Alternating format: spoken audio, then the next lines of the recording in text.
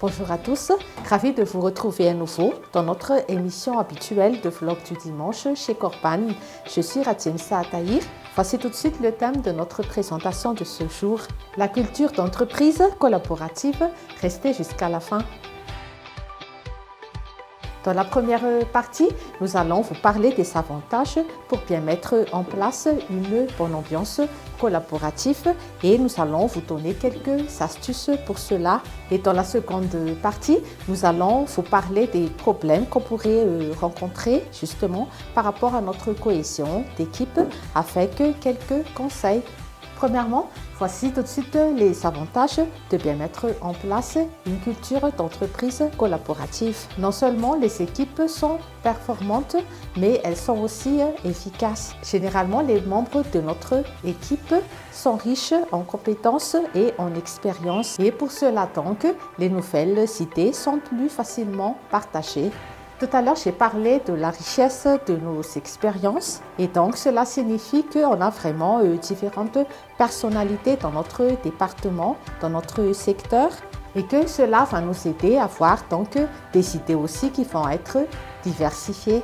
Par rapport à tout cela, donc, le rôle du manager est de bien unir toutes ses compétences et ses avantages afin de bien mener l'équipe vers un objectif commun. Dans cette première partie, nous avons pu vous parler des avantages de bien mettre en place une culture d'entreprise collaborative. Et maintenant, nous allons entamer la seconde partie pour vous parler des problèmes qu'on pourrait rencontrer et que nous allons vous donner quelques conseils par rapport à cela.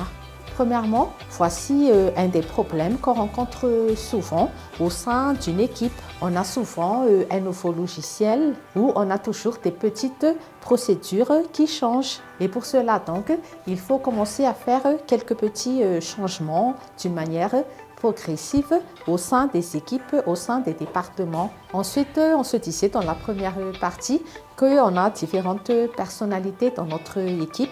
Il se pourrait que dans notre équipe, nous avons des personnes qui ne sont pas très bavardes. Et donc, on pourrait suggérer, par exemple, pendant les réunions, on va inciter ces personnes à partager leurs opinions, leurs suggestions. Et qu'il faut se mettre aussi dans la tête qu'on apprend de nos erreurs. Quelque part aussi, il ne faut pas aussi avoir peur d'échouer. Un autre point important, au sein d'une organisation, on a plusieurs départements et qu'on a souvent des informations qui sont un peu éparpillées. Et surtout au niveau des nouvelles personnes, nous avons des problèmes pour trouver les bonnes informations. Et par rapport à cela, donc, il faut bien mettre en place des logiciels efficaces au sein des départements. Et si possible, ce serait bien si on utilise des outils collaboratifs que chaque département peut y accéder. Et dernier point important, il se pourrait qu'on rencontre des petits conflits avec des personnes, des employés qui sont à forte personnalité au sein de notre équipe. Et toutefois, il appartient toujours au manager de bien installer une bonne ambiance d'équipe au sein de chaque département.